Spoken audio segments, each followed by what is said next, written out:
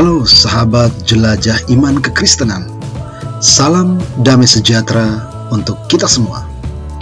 Semoga kita sekalian senantiasa sehat dan selalu bahagia.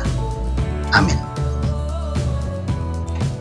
Sahabat jelajah iman kekristenan, dalam video kali ini, kanal Jelajah Iman Kekristenan akan menghadirkan seorang narasumber yang hebat, Pater Charles SMM. Beliau adalah seorang misionaris SMM Serikat Maria Montfortan di negeri Belanda. Dalam tema Menabur Sabda Allah di negeri Kincir-Angin, kita akan mendengarkan sharing Pater Charles tentang moto imamat tabisannya dan juga sharing karya-karya yang dilakukan oleh Pater Charles di negeri Belanda. Seperti apakah isi sharing Pater Charles? Ayo tonton video ini sampai selesai. Semoga video ini membawa berkat untuk kita semua. Amin.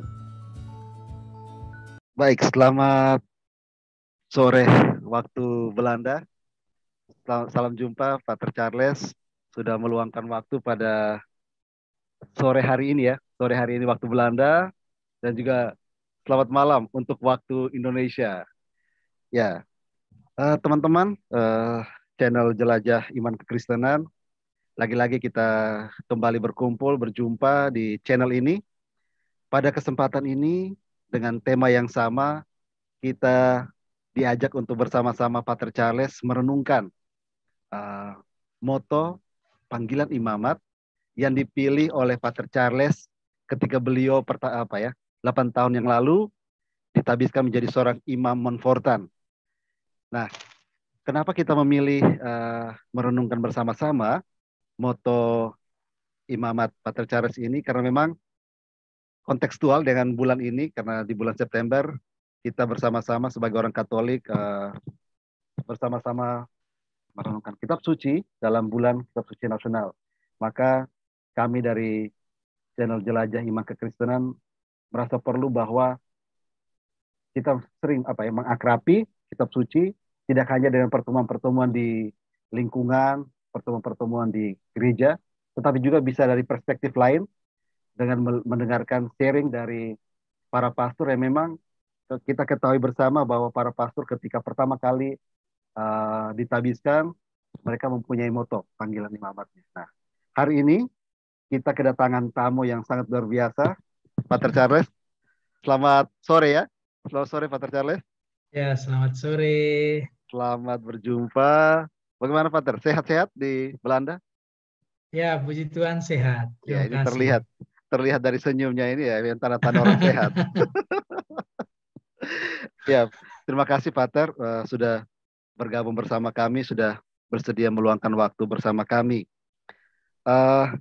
Sedikit menceritakan latar belakang Pater Charles, nanti kurangnya bisa ditambahkan oleh Pater Charles. Pater Charles ini adalah seorang imam dari kongregasi Serikat Maria Montfortan, SMM. Kalau di Indonesia, provinsialnya ada di Bandung, lalu kemudian untuk tempat formasinya ada di Malang ya, untuk ini S1-nya, lalu kemudian untuk postulan kalau postulan sekarang di Labuan Bajo ya Pastor ya? Atau itu KPA-nya? Di Ruteng. Oh ya, postulan dan novisiat di Ruteng, lalu kemudian ada juga KPA kalau nggak salah ya Pastor ya, di Labuan Bajo. Ya, aspiran. Aspiran sebutannya, oh ya, Ya. aspiran di Labuan Bajo.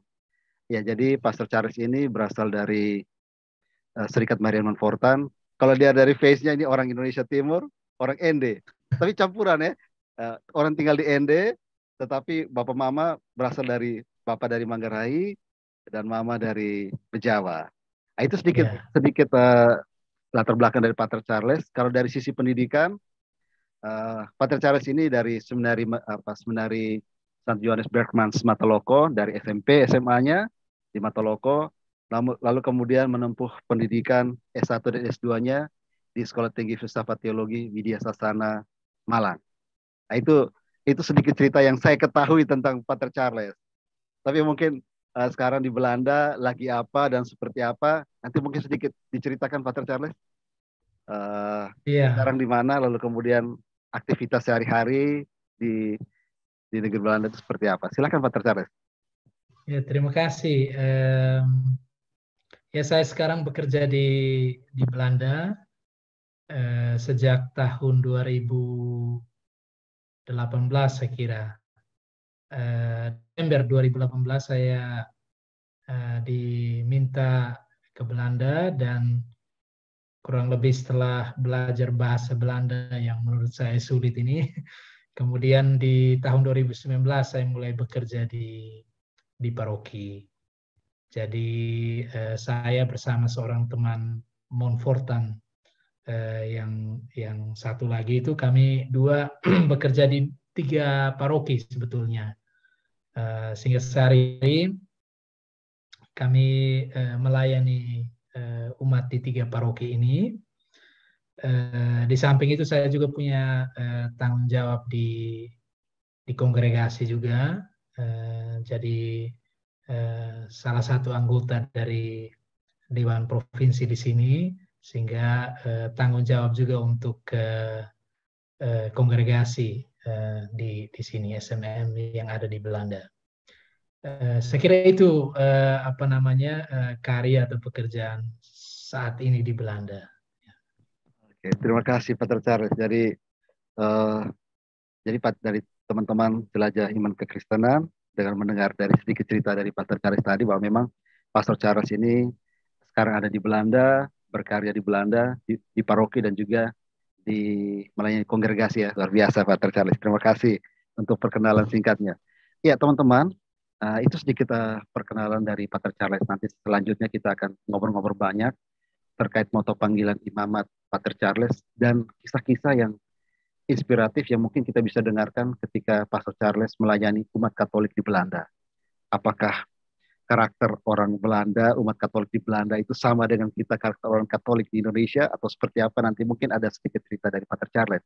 Tetapi teman-teman sekalian, gambaran besar dari acara kita adalah kalau dilihat di tema di belakang ini adalah menabur sabda Allah di negeri kincir angin. Ini tadi ketika saya tema ini saya tawarkan ke Pater Charles, dan Pater Charles bilang, wah ini tema luar biasa. Tapi saya yakin ini akan menjadi sangat luar biasa sekali kalau kita langsung mendengarkan cerita dari Pater Charles. Saya kira begitu Pater Charles ya. Tidak apa-apa ini temanya seperti ini ya. Ya. Oke, baik.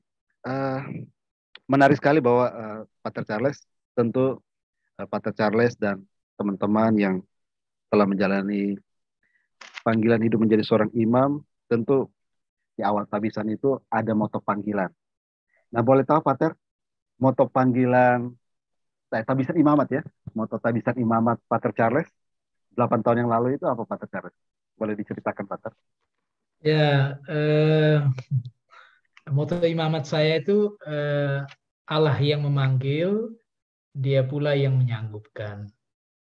Dan kalimat ini sebetulnya rangkuman dari ayat kitab suci yang saya ambil dari surat pertama Rasul Petrus bab 5 ayat 10. Jadi teks ini sendiri dia berbicara tentang wejangan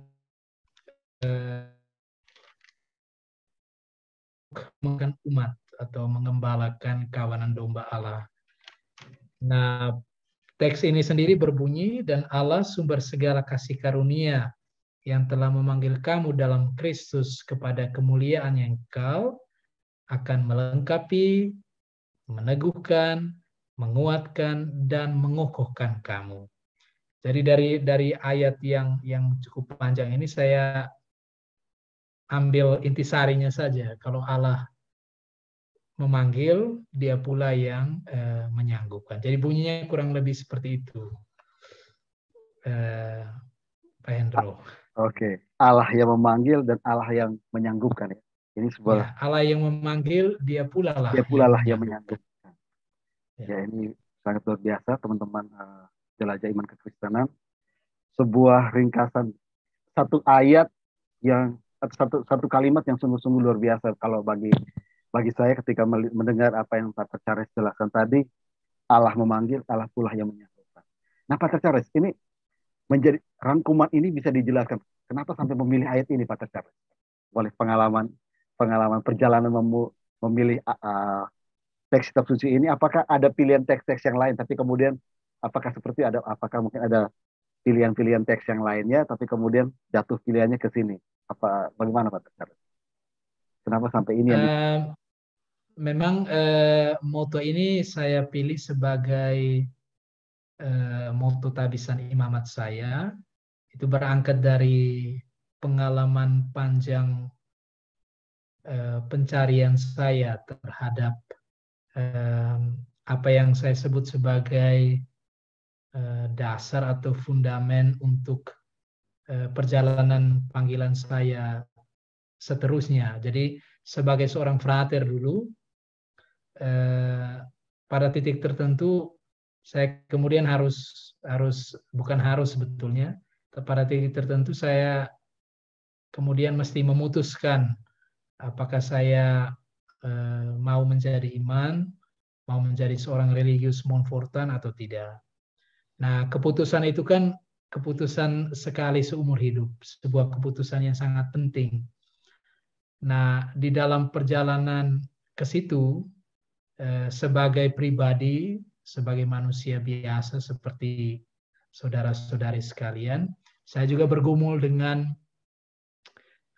kenyataan-kenyataan manusiawi saya, bahwa saya juga di sana sini punya keterbatasan, saya punya kekurangan, saya bergumul juga dengan rasa takut, dengan rasa khawatir, apakah saya bisa bertanggung jawab terhadap pilihan saya untuk menjadi seorang imam. Apakah saya bisa sungguh-sungguh menghidupi imamat yang nanti, rahmat imamat yang nanti saya terima. Jadi pergumulan itu saya alami di perjalanan panjang formasi saya menuju imamat.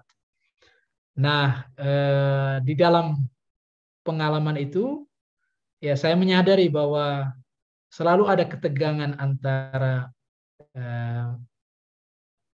ya apa yang saya sebut sebagai ya optimisme. Jadi saya bisa kok gitu. Tapi juga pada titik yang lain saya rasa sebagai pribadi saya juga punya kekurangan, keterbatasan yang membuat saya ragu.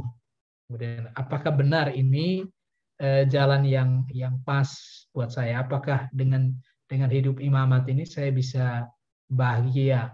Dan terutama tadi yang saya bilang, apakah saya sanggup sungguh-sungguh bertanggung jawab atas pilihan ini? Nah, di dalam ketegangan itu saya bersentuhan dengan pengalaman-pengalaman beberapa tokoh kitab suci sebetulnya. Antara lain pengalaman hidup Bunda Maria, karena kebetulan salah satu karisma kongregasi kami itu adalah devosi kepada Bunda Maria. Nah, kalau kita lihat pengalaman panggilan, saya sebut pengalaman panggilan Bunda Maria itu kan menarik untuk saya pribadi. Ketika Maria itu diminta untuk menjadi ibu Tuhan oleh Allah melalui malaikat Gabriel, itu kan Maria juga dengan jelas menurut saya menampakkan sisi manusiawinya. Dia kan bertanya, loh bagaimana hal ini mungkin terjadi? Karena saya kan tidak bersuami kan. Jadi itu ungkapan dari menurut saya ada keraguan, kebingungan, ketidakjelasan terhadap apa yang akan dia pilih gitu kan pada diri Maria. Tetapi malaikat itu bilang, jangan takut Maria, engkau beroleh kasih karunia di hadapan Allah. Nah, saya melihat di situ saja bahwa ketika Tuhan Allah itu dia minta sesuatu dari kita manusia, dia nggak cuma minta, tapi dia juga pada saat yang sama meneguhkan gitu. Jangan takut, engkau beroleh kasih karunia di hadapan Allah. Jadi kasih karunia Allah itu menyertai Bunda Maria. Itu misalnya salah satu. Atau kalau salah satu tokoh kitab suci yang menarik juga buat saya, itu Nabi Yeremia. Itu dalam kisah tentang panggilan Nabi Yeremia itu kan menarik.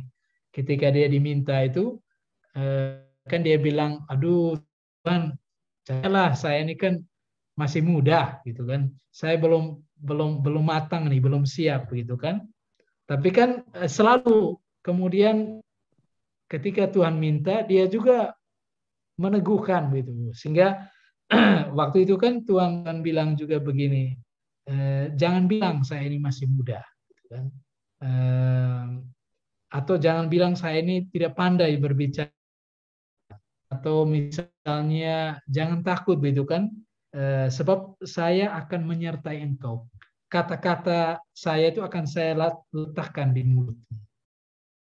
Nah, dari dua tokoh itu saja kemudian membuat saya kemudian percaya bahwa ya, kalau Tuhan memanggil kita, minta dari kita sesuatu, dia menyatakan juga janji penyertaannya.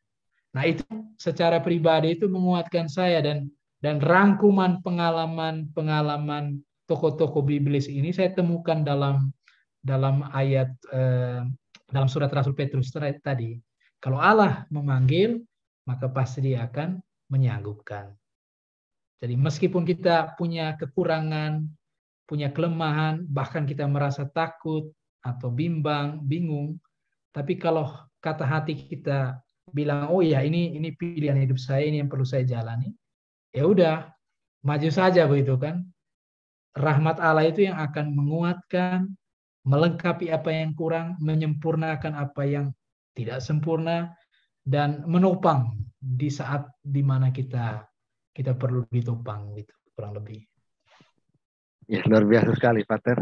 Ini sebuah sharing yang saya kira ini sangat menguatkan kami para awam juga, bahwa memang dari sharing tadi Pater sangat dengan jelas mengatakan bahwa ketika Tuhan yang memanggil, maka Tuhan akan menyanggupkan.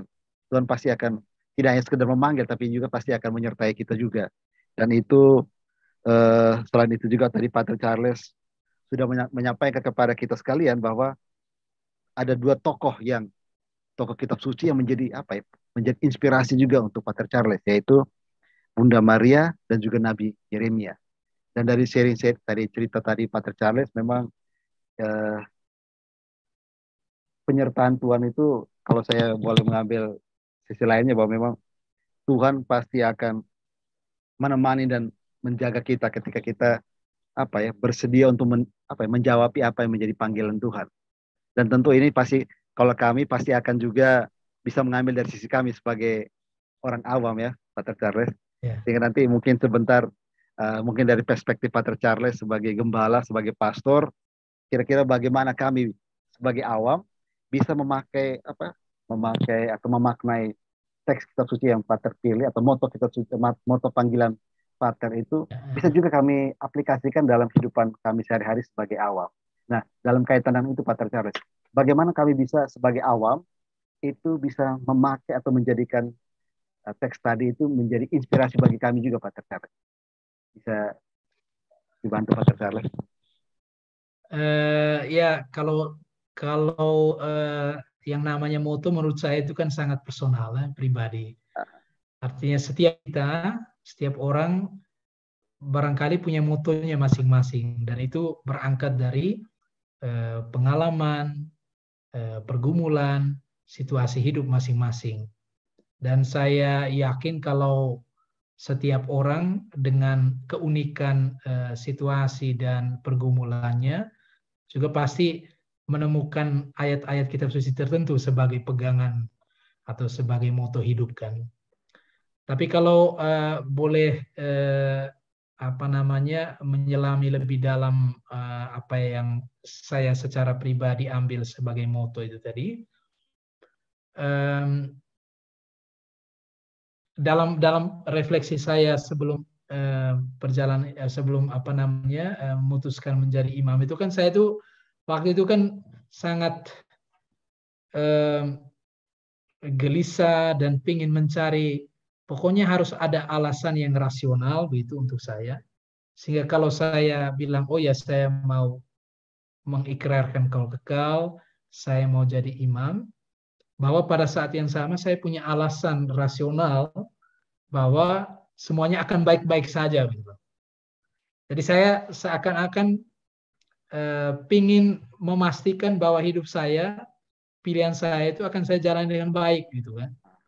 Seolah-olah saya tahu apa yang akan terjadi kemudian, kan. Jadi semacam ada kegelisahan yang menuntun saya untuk mencari ini atas dasar apa. Kemudian kalau saya mau jadi imam, atas dasar apa saya apa namanya mau jadi imam. Dan kalau saya mau ikrarkan ketiga kaul ini, kenapa? Jadi di ujung pencarian itu memang saya tidak menemukan apa-apa akhirnya. Karena memang hidup kita itu kan misterius menurut saya. Misterius dalam pengertian bahwa apa yang terjadi di kemudian hari itu tidak sepenuhnya ada di genggaman kita. Kita boleh merencanakan, kita boleh membuat planning ini dan itu. Saya pingin seperti ini, saya pingin seperti itu, pingin supaya pada titik tertentu saya mencapai kesuksesan misalnya. Oh, ini tujuan yang ingin saya cari. Tapi kan kalau kita berkaca pada pengalaman hidup kita kan, banyak kali kita dihadapkan pada pengalaman atau peristiwa atau kenyataan yang terjadi di luar perhitungan-perhitungan manusiawi kita kan. Nah, saya yakin itu dalam bentuk hidup macam manapun kita punya pengalaman itu. Baik saya sebagai imam ataupun teman-teman semua sekalian sebagai awam, kerap kali mengalami apa yang saya sebut itu sebagai ini kejutan-kejutan. Ya. Jadi hal yang kita tidak harapkan begitu kemudian terjadi. Dan pada saat-saat seperti itu, saya itu dikuatkan oleh moto saya ini. Kalau ini memang Tuhan mau, udah jalani saja. Gitu. Kalaupun kita harus jatuh, ya udah jatuh saja begitu. Jatuh dalam pengertian mungkin kita gagal, mungkin usaha kita tidak mencapai hasil sesuai yang kita inginkan, atau pada titik tertentu kita sakit misalnya, atau kita dihadapkan pada kebimbangan harus. Nah, kalaupun kita harus mengalami itu, ya udah alami saja gitu. Kalau memang itu yang dikehendaki Tuhan, maka Dia tentu tidak akan membiarkan kita terpuruk di situ. Kalau kita jatuh, pasti dengan bantuannya kita bangun kembali. Kalau kita misalnya gagal, pasti dengan bantuan rahmatnya Dia, kita menemukan jalan pulang, gitu ya. Jalan kembali untuk memulai kembali. Jadi untuk saya kemudian di dalam iman itu apa yang namanya penderitaan, kesulitan atau kematian sekaligus itu bukan kata akhir. Karena Allah yang kita percaya, Allah yang Maha Kuasa yang masih sanggup berbuat sesuatu ketika secara manusiawi kita nggak bisa apa-apa lagi. Nah itu barangkali makna moto itu tadi yang ya mungkin saja bisa dimaknai oleh teman-teman sekalian seturut situasi, perjuangan, pergumulan hidup kita masing-masing. Ya begitulah ini barangkali. Terima kasih Pak untuk sharing dan ceritanya tadi. Menarik sekali bahwa memang ya jadi setiap orang dengan pengalamannya. Lalu juga kemudian moto panggilan, moto yang diambil dari teks kitab sucinya itu tentu memang masing-masing orang berbeda-beda, Pak Ter, ya. Tinggal bagaimana dia melihat dan merefleksikan, oh ternyata teks ini kayaknya cocok dengan pengalaman saya, atau teks yang lain cocok dengan pengalaman saya. Itu memang menjadi suatu hal yang sangat pribadi ya, Pak Ter, ya.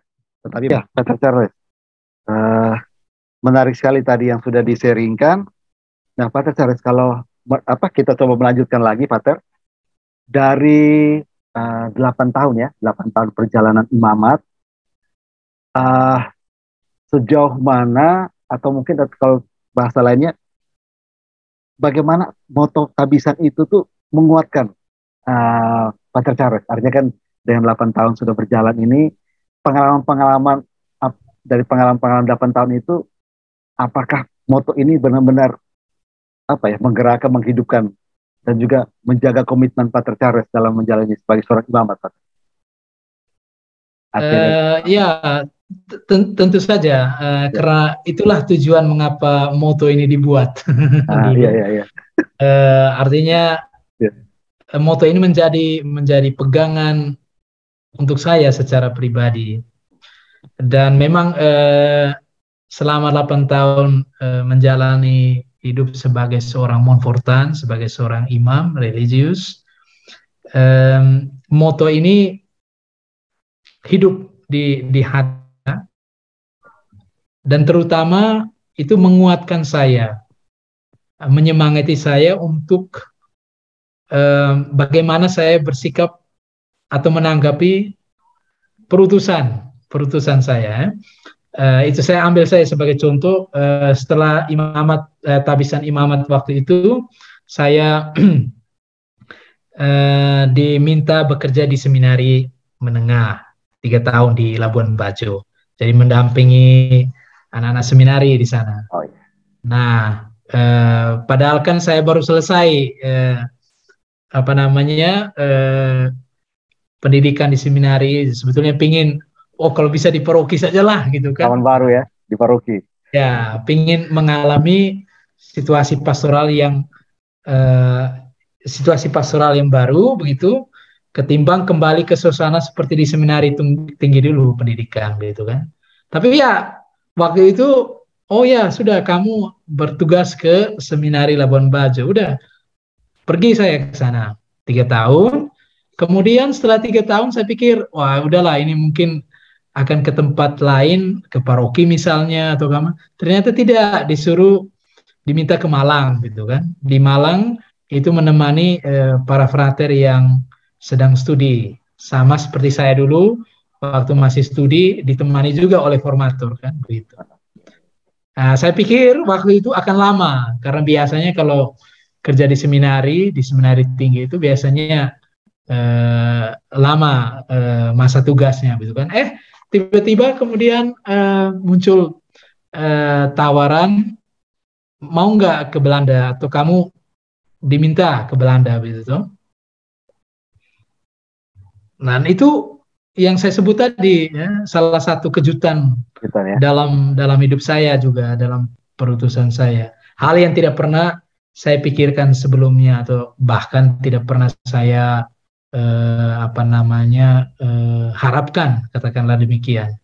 Tapi tawaran itu datang, saya diminta lewat telepon. Udah, saya pada saat yang sama saya langsung bilang oke.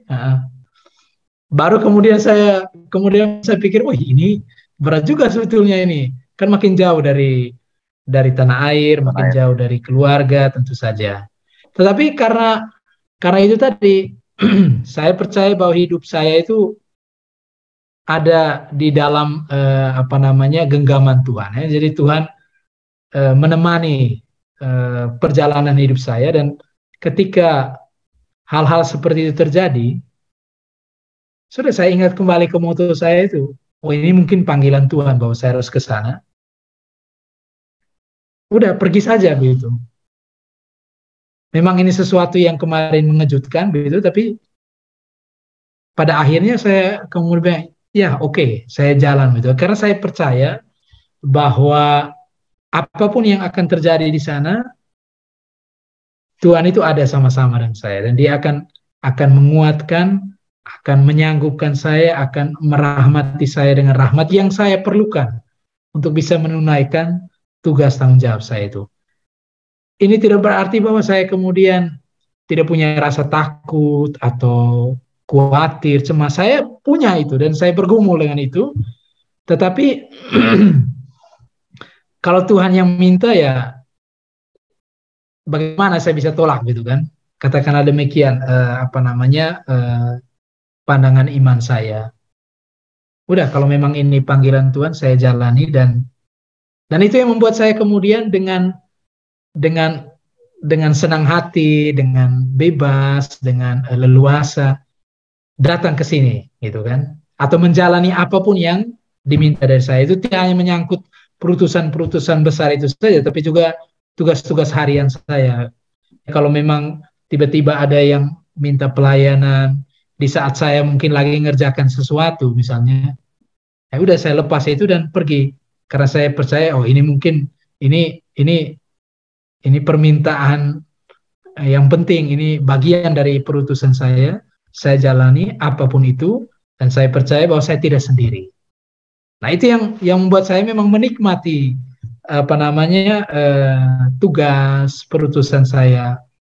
Menikmati, tidak mau bilang bahwa saya tidak pernah mengalami apa namanya rasa kecewa atau pengalaman manusiawi itu tetap ada. Sama halnya seperti pengalaman Bunda Maria dan pengalaman Nabi Yeremia tadi. Mereka punya rasa takut, mereka punya kekhawatiran, punya pertanyaan macam-macam, tapi iman akan penyertaan Allah itu sedemikian besarnya, sehingga itu membuat kita toh tetap maju, sekalipun kita di sana sini merasa kita nggak mampu atau tidak siap atau kecewa dan seterusnya. Jadi moto itu, kembali ke pertanyaan, moto itu memang menjadi pegangan saya dalam, tidak hanya dalam menanggapi perutusan, tapi juga dalam menjalani tugas-tugas saya setiap hari. Karena sekali lagi hidup itu kayak menariknya hidup itu karena dia penuh kejutan gitu ya. Kejutan, ya.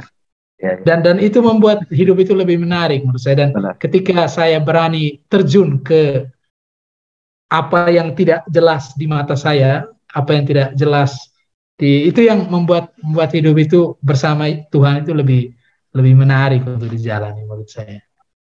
Ya. Oh. Luar biasa sekali, Pater. Ini untuk sharingnya ini, bahwa memang teman-teman sekalian, kita mendengar bahwa memang moto Tabisan Imamat yang diambil dari teks kitab suci itu benar-benar menghidupi dan menggerakkan panggilan dan karya-karya yang dilakukan oleh Pastor Charles atau Pater Charles.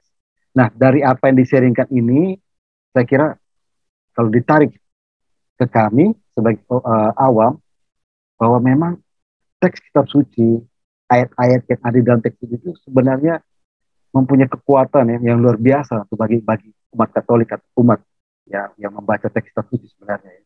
Dan ini yang memang Pater Charles kebiasaan membaca, kebiasaan merenungkan teks kitab suci itu memang tidak semua orang punya interest yang sama ya, Pater Charles, ya, bahwa mau membaca kitab suci, mau merenungkan teks kitab suci itu tidak semua orang punya interest yang sama. Ada yang memang sangat semangat membaca kitab suci dan mencoba mencari ayat-ayat yang bisa menguatkan hidupnya. Tapi ada juga orang yang kemudian memilih untuk tidak mencari kekuatan dari teks kitab suci, tapi mungkin mencari kekuatan dari hal-hal lain lah. Sehingga memang betul sekali, Pater, bagi kami bahwa memang perlu untuk mendekatkan diri. Artinya bahwa kitab suci sudah kita miliki, dan kitab suci harusnya itu menjadi salah satu sumber bacaan yang bisa kita timba kekuatan-kekuatan atau mungkin pesan-pesan teks kitab suci itu mungkin bisa membantu umat untuk bertahan dalam kejutan-kejutan yang mungkin dia akan alami, seperti itu, Pater, ya.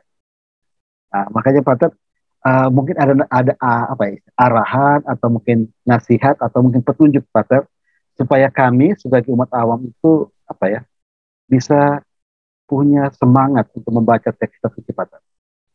Ada nggak semacam petunjuk atau mungkin saya kira kalau itu kembali ke kita masing-masing sebetulnya. Apakah kitab suci itu kita anggap penting untuk kehidupan iman, juga kehidupan pribadi kita? Karena apa yang kita anggap penting itu akan kita cari terus, kan? Gitu. Sehingga menurut saya itu selalu kembali ke komitmen pribadi sih. Sejauh mana kitab suci itu penting untuk kehidupan kita. Kalau saya secara pribadi, saya itu tadi kembali ke apa yang saya sampaikan atau saya sharingkan. Tuhan Allah itu kan Immanuel, ya. Jadi Allah yang menyertai, menemani perjalanan hidup kita. Dan di dalam penyertaan itu atau penyertaannya itu antara lain dia nyatakan melalui sabdanya. Nah, untuk mengalami bagaimana Allah menyertai hidup saya, maka saya perlu menciptakan ruang, menciptakan waktu untuk mendengarkan apa yang dia kehendaki dari saya. Dan itu secara konkret sebetulnya saya temukan itu dalam bacaan-bacaan harian itu. Kan kita punya kalender Katolik, terus kita punya aplikasi, saya kira kalau di Indonesia mungkin e-Katolik kalau saya tidak salah itu, bacaan-bacaan harian. Nah, kalau kita atau sejauh yang saya alami secara pribadi, kalau saya ikuti atau tekun baca teks-teks bacaan harian itu, entah bacaan pertama atau bacaan Injil, maka saya selalu mengajukan pertanyaan begini, ini Tuhan bicara apa untuk saya hari ini? Dia mau ngomong apa untuk saya hari ini? Karena sekali lagi hidup iman itu kan hidup personal, hidup pribadi, relasi kita dengan Tuhan secara pribadi kan. Dan kalau Tuhan itu menyertai kita, dia Immanuel, penyertaan itu antara lain dia nyatakan melalui sabdanya. Dan sabda Tuhan itu pasti punya pesan pribadi juga untuk setiap orang. Nah, sekarang kan menyangkut apakah kita menyediakan waktu, menciptakan ruang untuk itu atau tidak. Kalau kita menyediakan waktu, menciptakan ruang itu dan dengan sabar membaca kitab suci itu dan merenungkan di dalam doa, tentu saja Tuhan mau omong apa untuk saya, pasti selalu ada. Dan dalam pengalaman saya, sabda Tuhan itu ya kadang-kadang dia bersifat meneguhkan, menguatkan di saat dimana saya memang membutuhkan peneguhan dan kekuatan. Ketika saya ragu misalnya, aduh ini saya bisa tidak ini menjalankan tugas saya hari ini misalnya, saya harus gini dan itu. Kadang-kadang sabda Tuhan yang harian itu, dari bacaan harian itu, dia bersifat menguatkan, meneguhkan saya, dan dari situ saya, oh ya, saya harus maju ini misalnya. Atau pada titik tertentu sabda Tuhan itu bisa bersifat mengoreksi atau menegur saya. Oh iya benar ya, ini misalnya bicara tentang pengampunan kan. Waduh, ini kenapa saya ini masih punya rasa benci atau dendam dengan konfrater saya. Hari ini Tuhan bicara kepada saya tentang pengampunan. Nah, itu kan sebuah koreksi, sebuah masukan untuk saya supaya ya bagaimana saya bisa mengampuni saudara saya kan. Nah, pada titik yang lain sabda Tuhan itu juga bisa kemudian menghibur di saat saya sedih misalnya, atau kemudian menyemangati di saat saya putus asa. Jadi sabda Tuhan itu akan sangat pribadi berbicara kepada setiap orang. Nah, sekarang kembali ke kita sendiri sih komitmennya, mau menyediakan waktu, ya taruhlah setiap hari 5 menit, 10 menit. Kalau kita gampang ini kan, sekarang kan orang ngetrend scroll TikTok misalnya itu kan, kita main-main scroll TikTok atau lihat status orang sebagainya. Nah, kalau kita punya waktu untuk itu, kenapa kita tidak punya waktu untuk misalnya 5, 10, 15 menit buka aplikasi kitab suci lalu baca apa bacaan harian ini. Menurut saya kan ini bukan perkara kita punya waktu atau tidak, tapi apakah kita menjadikan itu prioritas atau tidak. Jadi kalau memang itu prioritas, saya butuh tuntunan Tuhan untuk hidup saya tiap hari, pasti kita sediakan waktu kok. Waktu selalu ada. Cuma kita mau atau tidak. Ini kan menyangkut komitmen. Komitmen, betul-betul Pak. Ya. Ya, luar biasa sekali teman-teman, sahabat jelajah iman kekristenan. Apa yang baru saja di-sharingkan oleh Pater Charles, tentu saja ini menjadi pertanyaan reflektif untuk kita semua. Pentingkah kitab suci untuk kita? Kalau penting, pasti kita ingin mencarinya dan mendalaminya.